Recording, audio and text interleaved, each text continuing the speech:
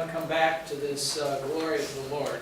Хорошо, вернемся к славе Господней. In this passage, he leaves the threshold of the temple and goes to the east gate. В 10 главе Иезекииль покидает the glory of God or the Ezekiel. The glory of God. Слава Божья покидает порог храма. So he leaves the temple and goes to the east gate. И она покидает порог храма и переходит к восточным воротам. And then he goes from there to the mountain east of the city. И потом она в 11 стихе слава переходит на гору, которая к востоку от города. Слава покидает, слава переходит. Okay, so can I write it down? Yeah. Leaves the temple, east gate Leaves the of temple. the east gate of the city. Of the city, okay. Покидает храм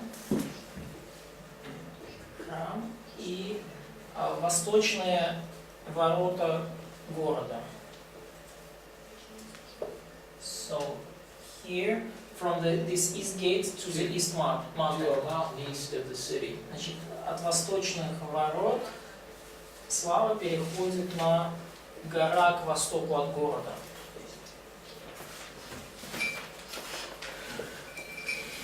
Куда переходит? На гору к востоку от города. Мы читали об этом уже. Ага. We should read through 43. 43. И давайте прочитаем 43 с первого питания. 43 Let's read главу. through 9. И 1 through 9. почитайте с 1 по 9 стих.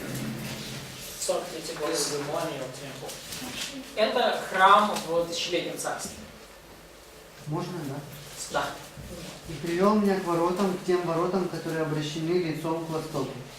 И вот слава Бога Израилева шла от востока, и глаз его, как шум вод многих, и земля светилась от славы его. Это видение было такое же, какое я видел прежде, точно такое, какое я видел, когда приходил возвестить гибель городу, и видения, подобные видениям, какие видел я у реки Хавара. И я пал на лицо мое. И слава Господа вошла в храм путем ворот, обращенных лицом к востоку. И поднял меня дух и ввел меня во внутренний двор. И вот слава Господа наполнила весь храм. И я слышал кого-то, говорящего мне из храма, а тот муж стоял подле меня. И сказал мне: Сын человеческий, это место престола моего и место стопам ног моих, где я буду жить среди сынов Израилевых вовеки. И дом Израилев не будет более осквернять святого имени моего, ни они, ни цари их блужением своим и трупами царей своих на высотах их. Они ставили порог свой у порога моего и дверей своих подле моих дверей. Так что одна стена была между мною и ими, и оскверняли святое имя мое мерзостями своими, какие делали.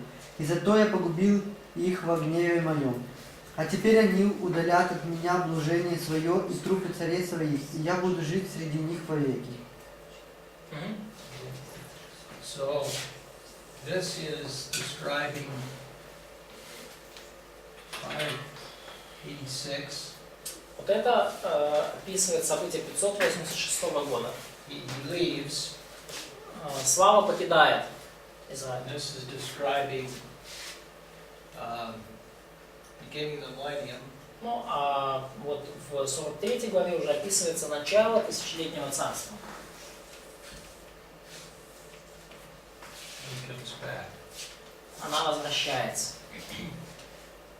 So everything between here is part of the times of the Gentiles. И все, что между этими периодами, это времена язычников. Starts in 605. Ну, времена язычников начинаются в 605. So, the glory leaves at 586. When the temple is destroyed. Да, слава Божия покидает храм, ну, перед его разрушением. Well, no, the glory of the Lord leaves after that. This is when the temple is destroyed, not 605. So, that clear? Yeah, so the glory of God leaves temple in 586. Yeah. Да, слава Божия покидает храм в 586 году, не в 605. Ну и времена язычников начинают уже с 605. For some time before that, but it's before the temple is destroyed. Ну, в любом случае, вот, да, то есть слава покинула храм до его разрушения. I don't know that we know exactly when it is. Не можем точно сказать, когда это случилось. So where were we? Хорошо, где мы сейчас? Где мы были? 12, по-моему. In chapter 13, 13. 12 глава. Мешочек. Oh yes, false prophets. Да, уже пророки с мешочком.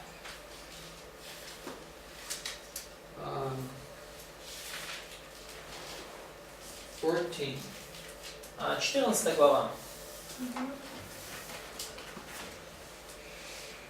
14, 1 through 6.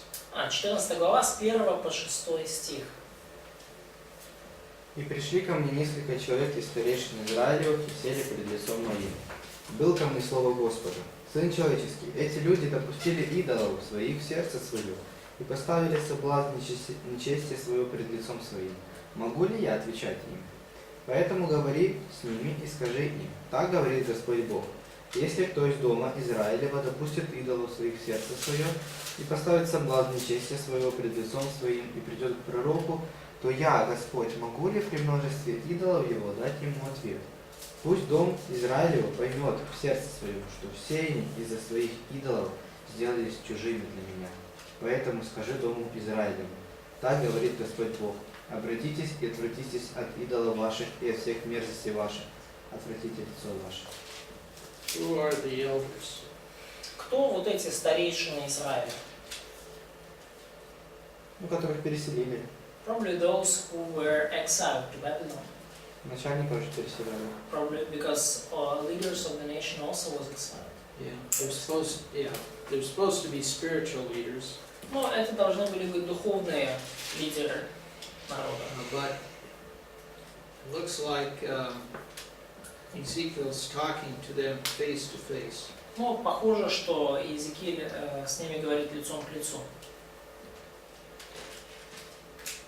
And he mentions Noah, Daniel, and Job in this passage. И в этом же отрывке он упоминает Ноя, Даниила и Иова. So were these guys from Southern Kingdom who came, or were they exiled leaders? I think they were exiles. They just came to talk to Ezekiel.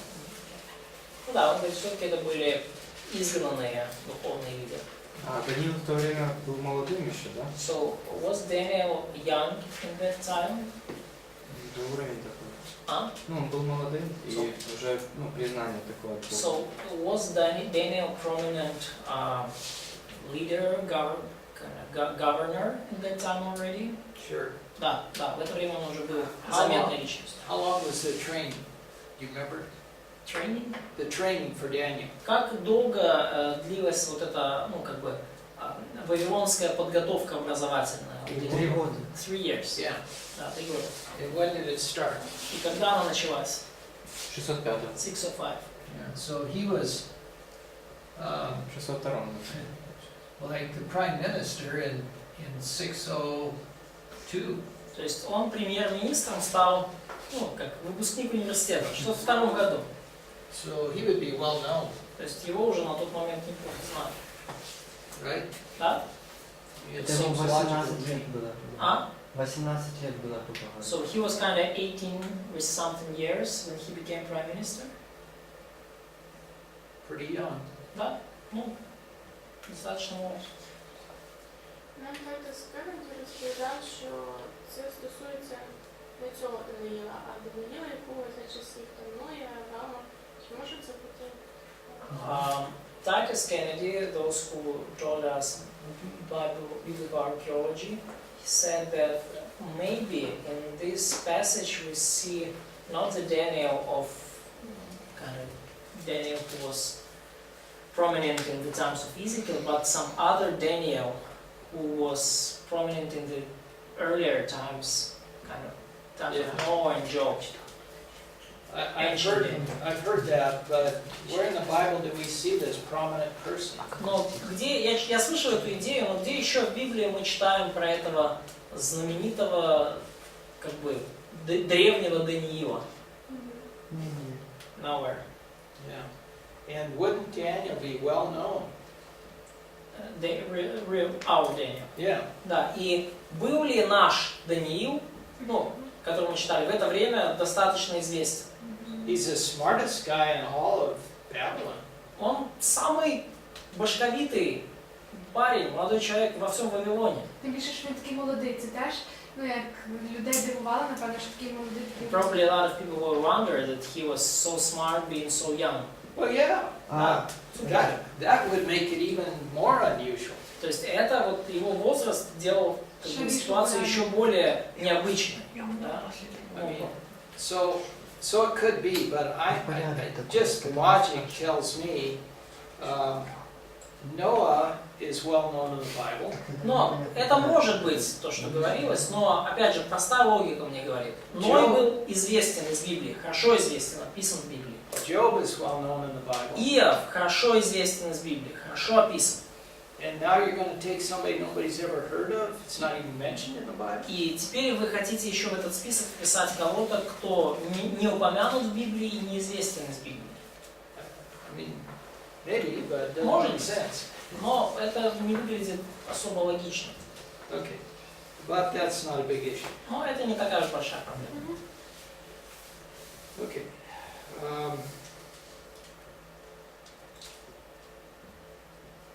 22 and 23. 14, 22 and 23. 14 глава, 22-23 стих.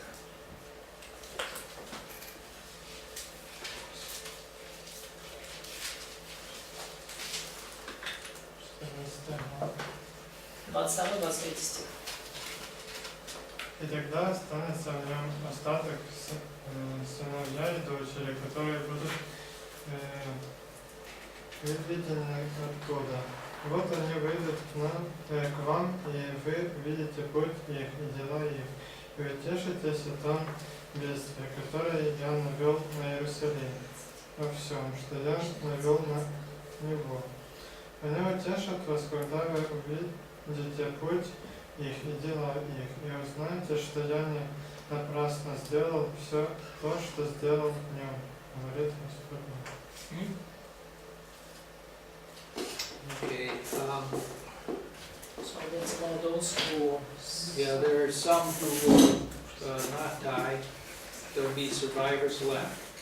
То есть будут люди, которые не умрут, будут те, кто выживет во всем этом.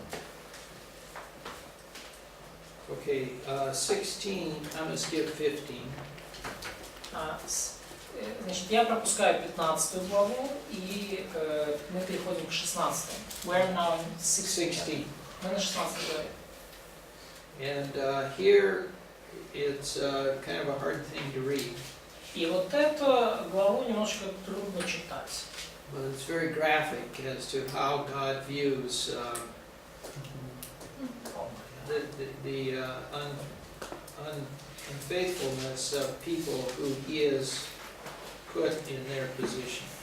Но эта глава, она очень такая живописная, да, она очень образная и показывает то, как Бог смотрит на вот таких неверных людей, которым было дано определенное положение.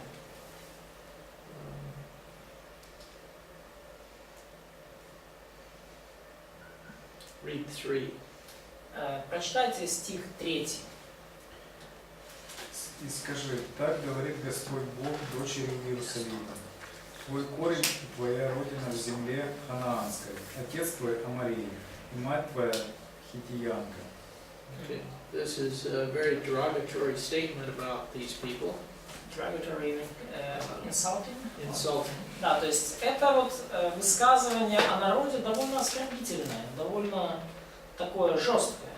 If your father is Amorite and your mother is a Hittite, you didn't have a very good start in life. То есть, если у тебя отец Амария, мать хитиянка, то у тебя не такой уж не такой хороший старт в жизни, не такое хорошее начало.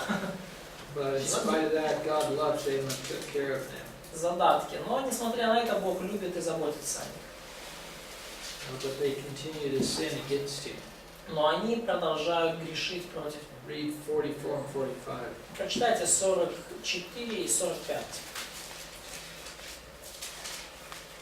Ось кожен приповісник говоритиме про тебе приповістку, кажучи, яка мати, така і донька.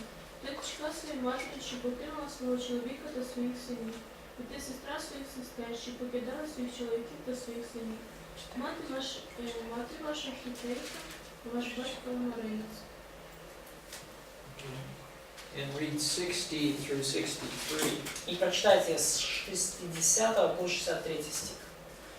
І згадаю я свого заповіта з тобою за дні твоєї молодості, і поставлю тобі заповіта вічного. І ти згадаєш про свої дороги і засоромишся, коли ти візьмеш сестер своїх, старших від тебе, разом з меншими від тебе, і дам їх тобі за дочок, але не з твого заповіту. І відновлю я свого заповіта з тобою, і ти пізнаєш, що я Господь, щоб згадала ти і засоромилася, і не могла більше відкривати уста перед ганьбою своєю, коли прощу тобі все, що ти не робила, говорить Господь Бог. Okay. So what's the covenant he's talking about there? И о каком завете говорится здесь, о каком союзе, да, восстановлю союз мой с тобой, о чем говорится? Отношения. Какой завет? Авраам. Авраам. Yes. Авраам завет. Ну, вот у нас союз, а в английский переведено как завет. І в нас теж записано. Okay. У нас дата непонятна. Read 17, 1 and 2. Прочитайте 17 главу, 1 и 2 стих. «И было ко мне слово Господне, Сын человеческий, предложи загадку и скажи притчу к дому Израилеву. Скажи, так говорит Господь Бог, большой орел с большими крыльями, с длинными перьями, пушистый, пестрый, прилетел на Ливан и снял с кедра верхушку». What's the difference between a parable and a riddle? В чем разница между загадкой и притчей?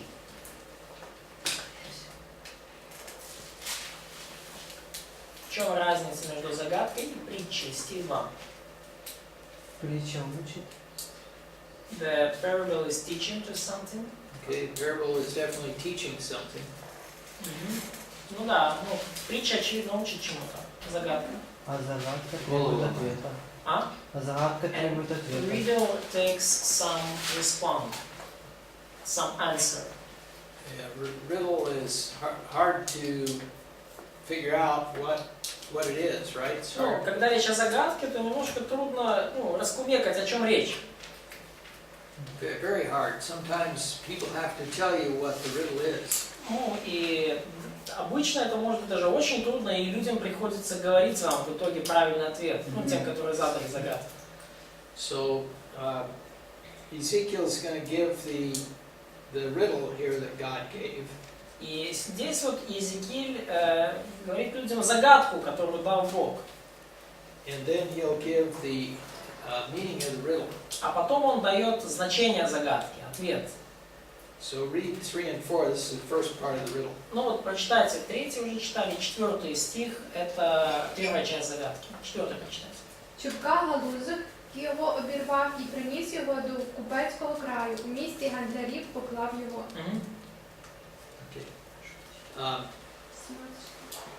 There's really no reason to try to figure out what this is because we have the answer. На самом деле нам не надо пытаться угадать, о чем же речь, потому что у нас есть ответ. The answer is in verses 11 and 12. И ответ в стихах 11 и 12. So read 11 and 12. Читайте 11 и 12 стих. «И было ко мне слово Господне, скажи мятежному дому, разве не знаете, что это значит? Скажи, вот пришел царь Вавилонский в Иерусалим, и взял царя его и князей его, и привел их к себе в Вавилон». Okay. So who's this great eagle? И кто же этот великий, ну, большой орел? Сидекия. Большой орел. Навуходоносор. Nebuchadnezzar. Навуходоносор. And what is Lebanon? А что такое Ливан? Да, прилетел на Ливан и снял с кедра верхушку. Jerusalem. Yeah. Ага. Why would Lebanon be used for Jerusalem? Почему Иерусалим обозначается, ну, Ливаном? Ну, то есть почему слово Ливан означает Иерусалим?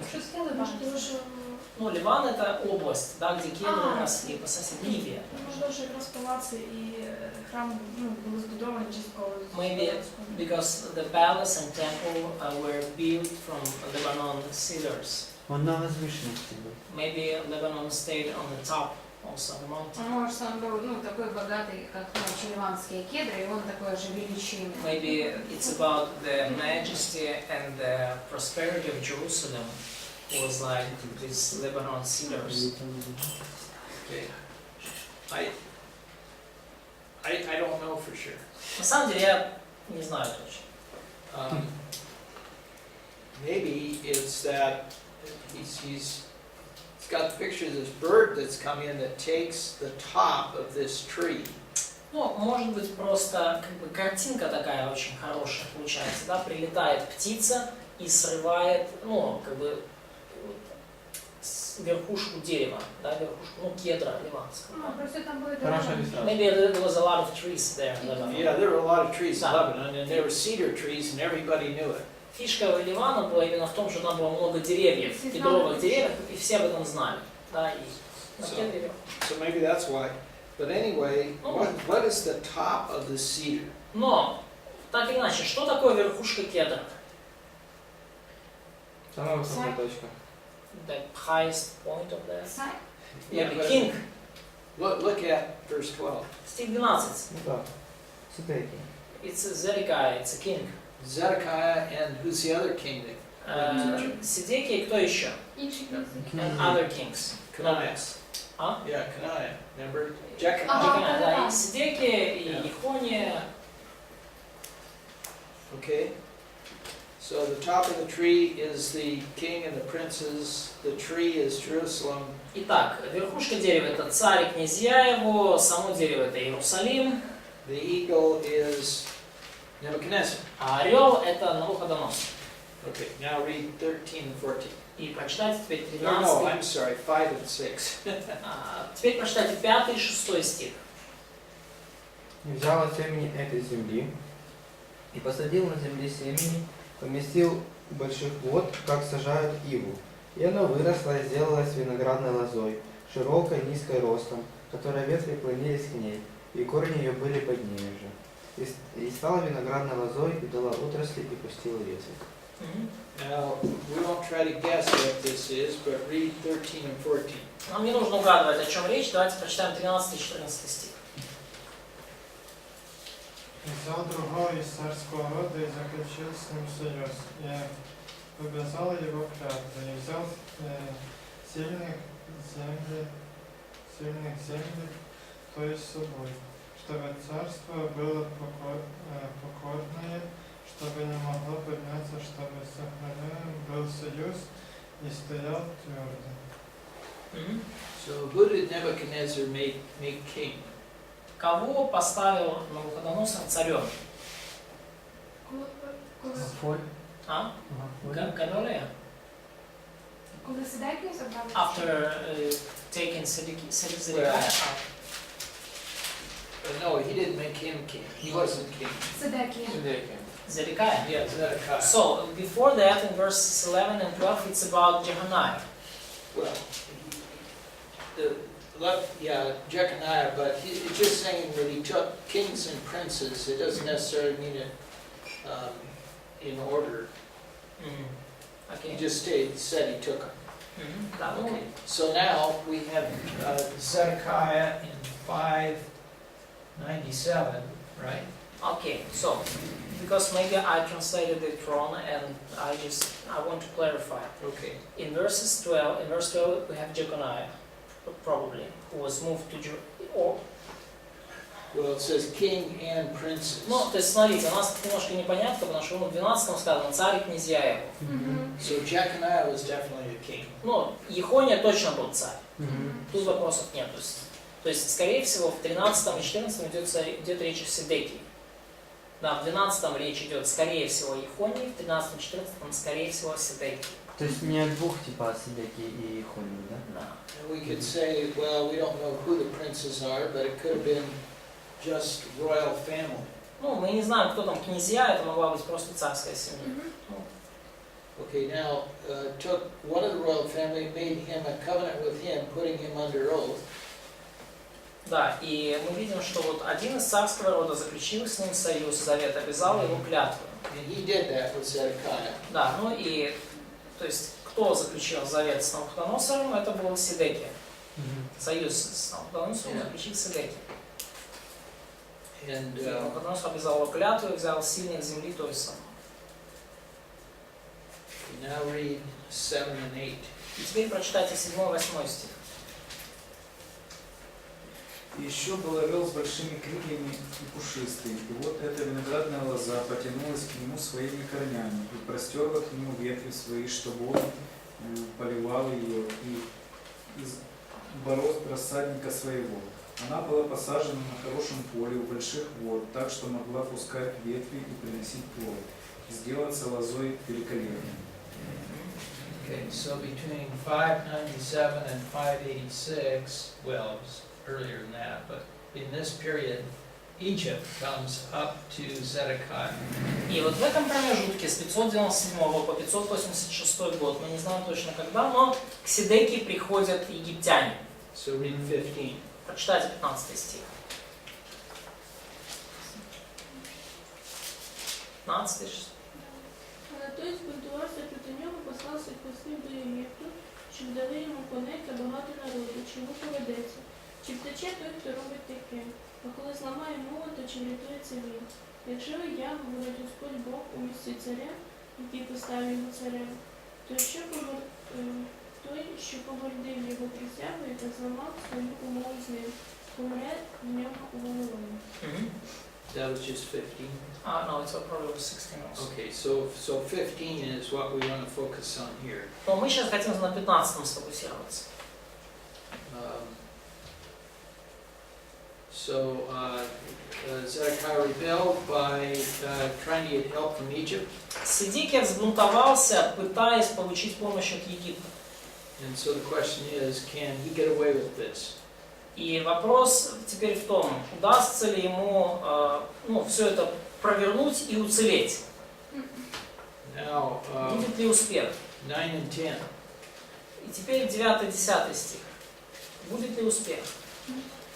Скажи, так говорить Господь Бог, чи поведеться йому, чи не вирвуть корінь його, і не позбивають плоду його, так що він засохне.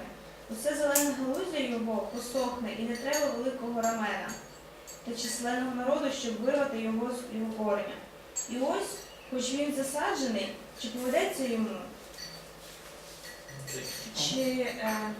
чи всихаючи, не всохне він, як тільки доторкнеться його східній вітер. Він усохне на грядках, де посаджений. Now read 16 through 21. И теперь прочитайте с 16 до 21. Живу я, говорит Господь Бог, вместо пребывания царя, который поставил его царем, и которому данную клятву он презрел и нарушил союз свой с ним. Он умрет у него в Вавилоне. С великой силой, с многочисленным народом фараон ничего не сделает для него в этой войне. Когда будет насыпан вал и построены будут осадные башни на погибель многих душ. Он презрел клятву, чтобы нарушить союз, и дал руку свою, и сделал все это, и не уцелеет. Посему так говорит Господь, живу я. Клятву мою, которую он презрел, и союз мой, который он нарушил, я обращу на его голову. И закину на него сеть мою, и пойман будет в тенета моим, и приведут его в Вавилон, и там будут судиться с ним за вероломство его против меня. И все беглецы его из всех полков его падут от меча, и оставшиеся развеяны будут по всем ветрам. И узнаете, что я Господь, сказал это. Okay, does that riddle make sense now? Теперь все становится понятно. Okay. Now, 22 through 24. Теперь 22-23 стих. Так говорить О, до Господь. 24, сори. Так говорить Господь Бог, і візьму я з верховіття високого кедра і дам до землі, і чубка галузок його вирву тендітно, і сам посаджу на високій та стрімкій горі. На високій горі Ізраїлеві посаджу її, і вона випустить галузку і принесе плід, і стане сильною кедриною, і буде перебувати під ним усяке птаство, усяке крилате буде перебувати в тіні його галузок. І пізнають усі польові дерева, що я, Господь, понизив високе дерево, повищив дерево низьке, висушив дерево зелене і дав розцвістися дереву сухому. Я, Господь, говорив і вчинив. Who's this sprig or branch that is picked off? Что это за нежная отрасль, которая будет оторвана и посажена? Остаток Израиля. The rest of Israel? Remnant of Israel? Look at it carefully. Внимательно посмотрите. Отрасль. Иисус, Jesus. Why? Почему? что сын его. Maybe because of just a branch and... Почему еще сажен? Сын его. Because Ну вот Кого? отрасль Бога. he's the son. Кого? Буде старською, хтось із старської роду. First, it's someone from the kingdom, from the royal family. Иисус будет унижен в будущем, и Он его возвысит. Jesus will be humiliated and God will exalt him. Но высокий кедр.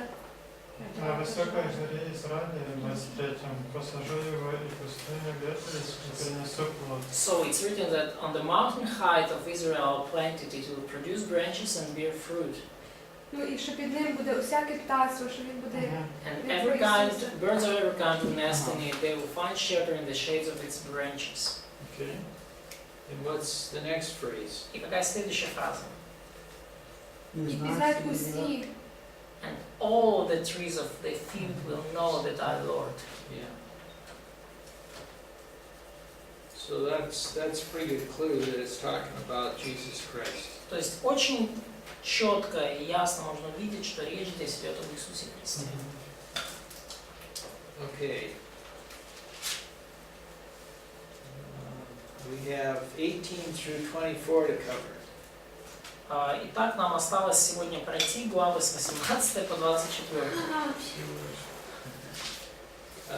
Who wants to explain 18? Кто мне хочет кратко разъяснить суть 18 главы? Кожен відповідає за свій гріх сам. Everyone will be responsible for its own sin. That's pretty good summary. Отлично. Каждый будет отвечать за свой грех, собственный грех. Понятно? Когда говорится душа, имеется в виду физическая жизнь. So when it uses the term soul, it's about physical life. Не говорится о вечной, о душе в плане как спасение. So it doesn't say about the immaterial part of man or about the salvation. No, the issue is that the people were complaining that because our fathers sinned, we're being punished. Ну, нет, речь о том, что люди роптали, что вот из-за грехов наших отцов нас наказывает Бог. Винять кого саме себе. Ну, Винять кого саме себе. Ну, Yeah. So they were trying to blame others and not themselves. ну что я имею в виду? 4 стих. Иногда на этом стихе основывается доктрина: о, грешишь, значит умрешь, будешь в аду. Но здесь очень важно понимать, что здесь речь не идет о спасении от ада, а идет о физической жизни. So, but it's mostly about the verse 4. God asked, forever living soul belongs to me, the Father as well as the Son, both alike belong to me. The soul who sins is the one who will die.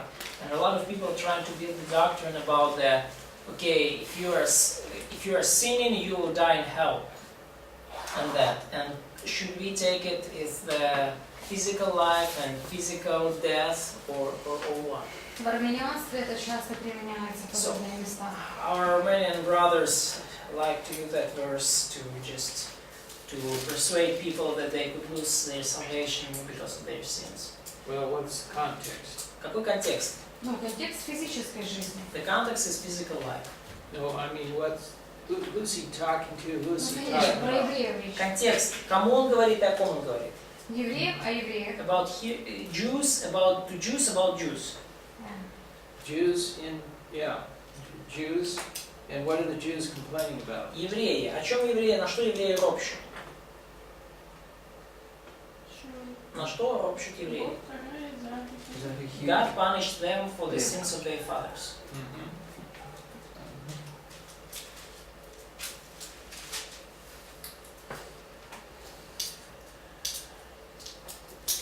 Sergey has a question on comment right now. Well, I'm just, there's a son who is not righteous. Let's look at 10. Read Давайте 10. посмотрим 10 стих. Прочитайте. А як 10. пород- Just 10. А як породить він сина насильника, що кров проливає і робить хоч тільки одне з того, Мгм. Yeah, so there the father's not punished, the son who sins is. То есть здесь наказывается не отец, тут наказывается сын. And then 14. И в 5-14. а ось породив він сина, і той побачив усі гріхи свого батька, які той робив, і хоч бачив, та не робив, як той. Мгм.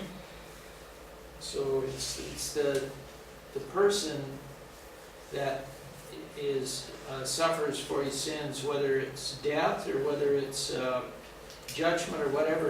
It's that person's sin, not his father, not his grandfather. То есть идея в том, что когда человек страдает за свой грех, неважно это там, физическая смерть, это суд, то страдает он за свой грех, а не за грех своего отца. Вот в этом идея главы. 21. Стих 21.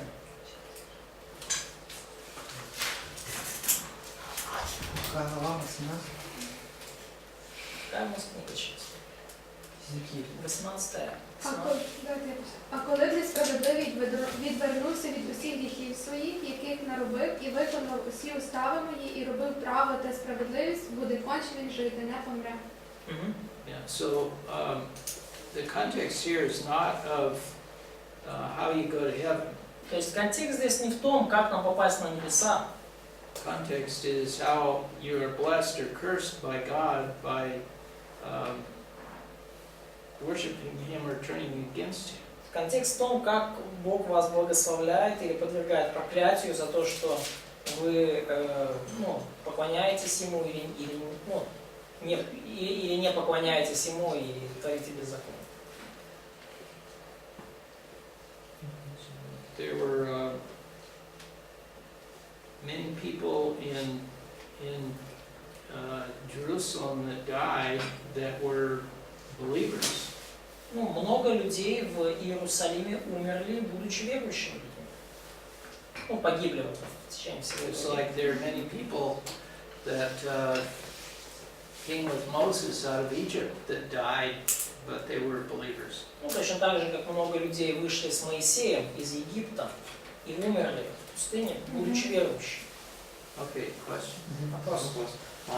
Как эту главу соотнести с законом, ну там где написано, что дети за вину отцов будут нести до 3-4 рода. So how could we put together this chapter and это в 10 заповедях первых, Да, да? да, да. Это With дети, a- которые ненавидят, with a тоже не верят. Passage in Exodus, in probably Exodus 25. 20, where among the commandments of God it's written that God will punish those who hate Him. I'm a jealous God, punishing the children for the sin of the fathers to the third and fourth generation of those who hate me. I think that if your father sins, Ну, я думаю, так совместить. Если ваш отец грешит, you often follow what your father does. то очень часто вы будете следовать тому, что делает ваш отец. Probabilities are you're going to do that. Шансы весьма высоки на то, что вы будете поступать точно так же. The exception is that you turn. Исключение в том случае, если вы отворачиваетесь, да, от этих грехов, поворачиваетесь. So I think what God is talking about in Exodus is generally this is what happens. И я думаю, что вот в целом Бог здесь говорит о том, что обычно так и происходит. But there are plenty of examples of that fourth generation curse being broken. Но у нас есть огромное количество примеров того, как это проклятие 4 родов было сломлено, остановлено. Hezekiah is one. Один пример — Иезекииля, Josiah. Иосия. So that curse can be broken. То есть вот это проклятие, оно может быть приостановлено. And I think that's what it's talking about here. И я думаю, что именно об этом здесь говорит Иезекииль. То есть, если дети грешат после своих отцов, то еще больше дисциплины, наказания, если они грешат. So can we say that children will get more discipline if they sin following their fathers? Well, it's not written, I think. I don't know how would you show that in the Bible? Я не знаю, как ты это можешь... Ты можешь это показать из Библии текстом? Спрашиваю, я утверждаю. Вот он спрашивает в ответ. Можешь ли ты это показать текстом? Ну, это думать. I should think about that. Okay. We know that you get more discipline if the light has been given to you and you don't respond. Мы знаем точно, что ты получишь более суровое наказание и дисциплину, если тебе был дан свет, а ты отверг его. Тебе было дано. The people of Judah are going to get more discipline than the people of Israel. То есть народ иудейский будет наказан суровее, чем народ в Северном царстве. That's coming up. Да, это грядет. Мы об этом читаем. We might as well read it. А? We might as well go to it. Да, ну мы можем, кстати, вот к этому и перейти сейчас. The two sisters. Две сестрички. What happened to the two sisters? Что случилось с двумя сестричками? I forgot which chapter they're in. Я уже забыл, какая это была. 23. 23. 23, okay. I knew they were coming up. Я знал, что они где-то там поблизости. Yes. Okay, so read 23, 1 through 4. Прочитайте 23 главу с 1 по 4 стих. И было ко мне слово Господне, Сын Человеческий. Были две женщины, дочери одной матери. И блудили они в Египте, блудили в своей молодости, там измяты груди их, и там растлили девственные сосцы. Имена им большой Огола, а сестре ее Оголива. И были они моими, и рождали сыновей и дочерей, и именовались Огола Самарию, а Оголива Иерусалима. Okay, so this is, Все покраснели, потупили глаза. everybody can understand what this is talking about. Все ли понимают, о чем здесь идет речь? Да. Yes, it doesn't have to be explained. Да, тут объяснений особых не надо. Okay.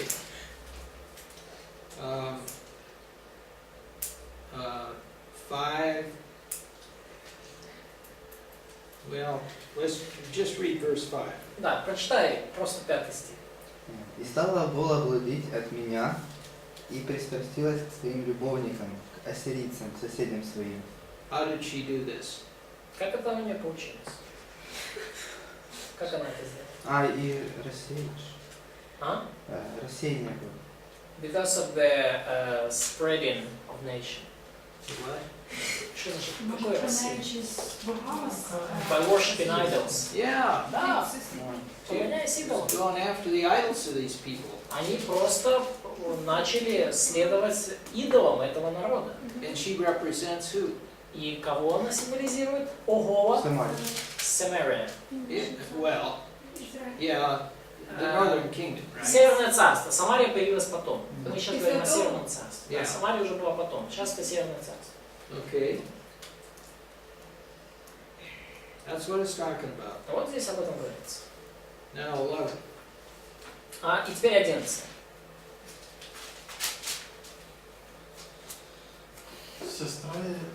Сестра ее Оголева видела это и еще развращение была в похоти своей, и благодейство ее превзошло благодейство сестры ее. Now 16. И 16. Она влюбилась в них по одному взгляду очей своих и послала к ним полдеи послов. 22. 22. Поэтому оголила так говорит Господь Бог. Вот я возбужу против тебя любовников твоих, от которых отвратилась душа твоя, и приведу их против тебя со всех сторон. 23. 23. Синів Вавилону і всіх халдеїв, Варкот, і Шоа, і Кора, і всіх синів Ашурова з ним, воротливі юники, усі вони начальники божественні. That's a pretty big list. Ну, довольно большой списочек. Красиво? Okay.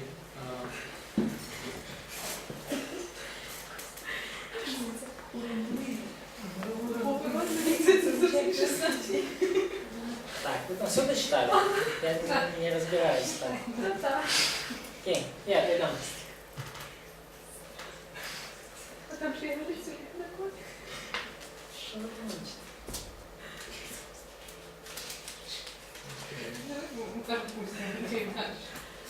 Все, мы прочитали.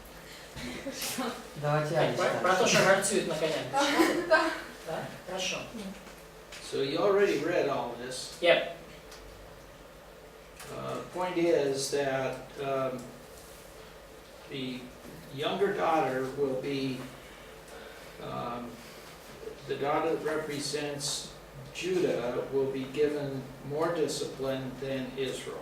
Но идея в том, что младшей сестре, та, которая символизирует Иуду, она будет наказана больше, чем старшая, чем Северное царство.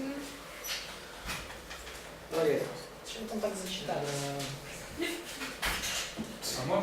А почему северная старшая? Это имеет значение? So, why can we say, why the Northern Kingdom represented as older sister? Does it mean something?